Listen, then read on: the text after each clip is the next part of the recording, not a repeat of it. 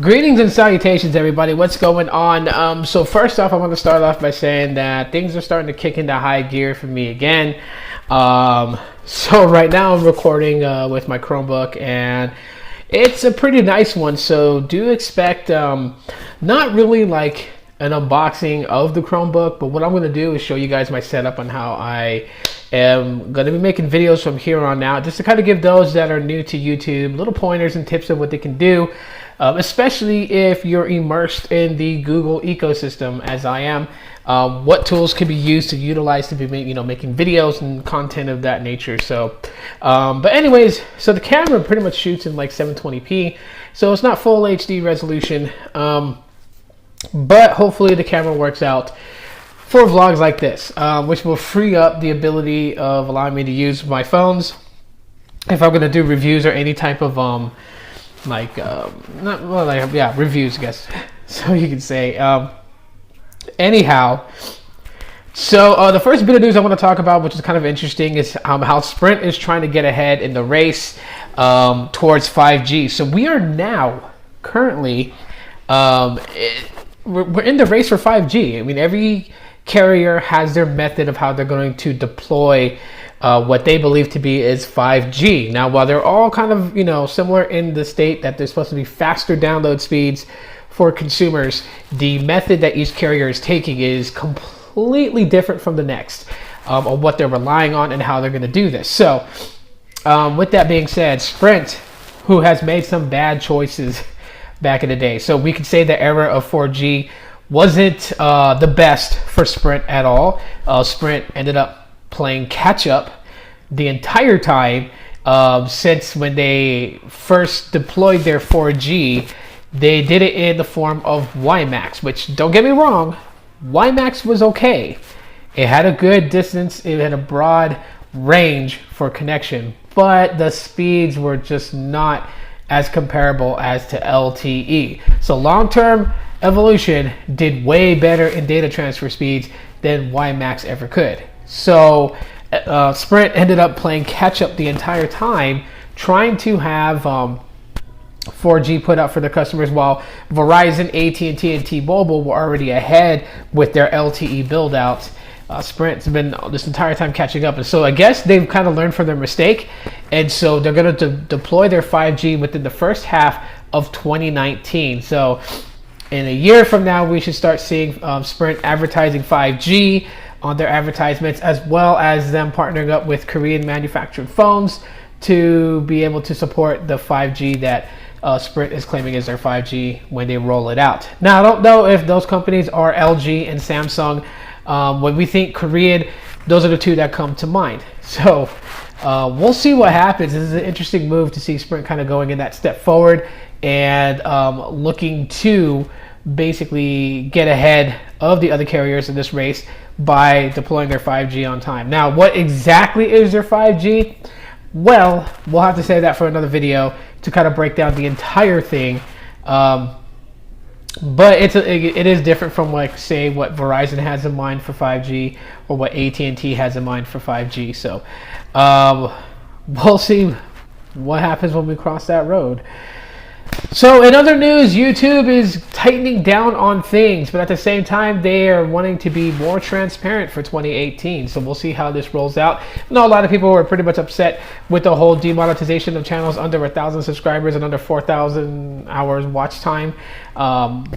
It's 4,000 hours or 4,000 minutes. I can never remember that part, but I know there were some consumers that were upset.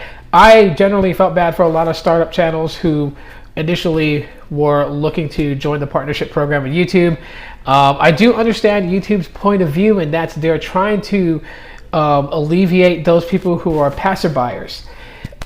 What I mean by that is that those people who are like, today they want to be on YouTube, today they want to make YouTube content, 5 months from now they quit.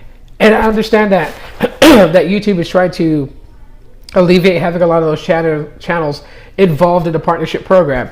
Like, don't get me wrong, YouTube has gone to a point before in the past where it made it almost as easy to become a YouTube partner as snapping your fingers. And while a lot of people who were starting up their YouTube channel and were in it for the long haul, that was an exciting moment because you got told via email that you were now part of the YouTube partnership program and that you could now start making revenue on your videos based on ads placed on your videos. And you could just like seamlessly screenshot that you were a YouTube partner and share it to all your friends and be like, hey, I made partnership with YouTube, and people will be like, oh, that's so cool, you know. Now they're making it harder for you to get that honor, that distinct honor of being part of the YouTube program, the partnership program. So I understand YouTube's point of view, but I also understand the underdog's fight for all of this. And that's why I'm saying that, you know, if you're a new channel or if you've been around for a while now, but you're still under 1,000 subscribers, don't quit. Keep pushing forward. This is your best opportunity to just show that you're in for the long haul by not giving up at the drop of a dime, not getting upset and saying, oh, well, you know, screw YouTube, I'm done. You know, they're jerking me around and they're screwing me over. Don't cry about it. Don't complain about it. Don't make videos here on YouTube complaining about it. Just keep going. Keep going. Make your videos. Do the best that you can. You know, slowly build your equipment to, you know, to how you're going to be making videos. Like me, I prefer doing it from Chromebooks. I like using laptops to make videos and to stream live. And for a while now, I was using my phones, and I proved to a lot of people out there who said you couldn't be done. I proved to them that you could use your smartphones as your camera. You did not need to go buy a DSLR. You did not have to go spend $700 on camera equipment. You could do it with just a smartphone in an empty room. And I did that for a while. Now I'm using my Chromebook again. Thankfully, I have it. And I'm just saying, like, however you want to make videos, you know, your ideas, what you think will work for you, do it. But one thing you don't want to do is get up here on this platform and just keep complaining with no action. I mean, say what you want to say, voice your opinions about it. You know, I think you should, but don't just let it be about that. Do something about it. Push forward. Market yourself. Use social media as your biggest tool to launch yourself. Use Twitter, use Snapchat, use Instagram, use Facebook. Use it all. And push hard. Don't be embarrassed. You're going to get people that's going to critique your video and say your video sucks. Okay, they say your video sucks, right? What could you do better? Give me feedback. That's why I tell people all the time that's like, oh, dude, your video is crap. Okay, it's crap. What could I have done to make it better? Now, if they're like, oh, what you could have done to make it better was delete your channel, then they're a troll. Don't worry about them. Push past. But if they're like, oh, I think you should have something for better lighting, or I think you should use a better camera, or I think you should have some display in the background or no display in the background, like use a green screen, don't use a green screen. Like, if they give you feedback, that's fine. If 3 people say you suck out of like 1,000 people, okay, you can basically take their feedback under advisement. But if you got like 1,000 people telling you suck, maybe you ought to reevaluate what you're doing. But no matter what, the key word is don't quit, because if you quit, then you're only proving YouTube's point of what you're against. So that's just the other thing of this video that I wanted to talk about. But anyways, guys, I'm pushing 10 minutes. I don't want to make this too long. So if you guys enjoyed this video, drop me a like to let me know. Link down below if you guys are new here, subscribe. And yeah, if you're a new channel with under 1,000 subscribers, or if you've been around for a while and you have under 1,000 subscribers and you're trying to get a push, feel free to link your channel in the comment section of this video so other people can find it. And until then, guys, thanks for watching so much. I will talk to y'all later. Maybe a live stream come Tuesday. Maybe. We'll see. I have to get all that stuff set up now.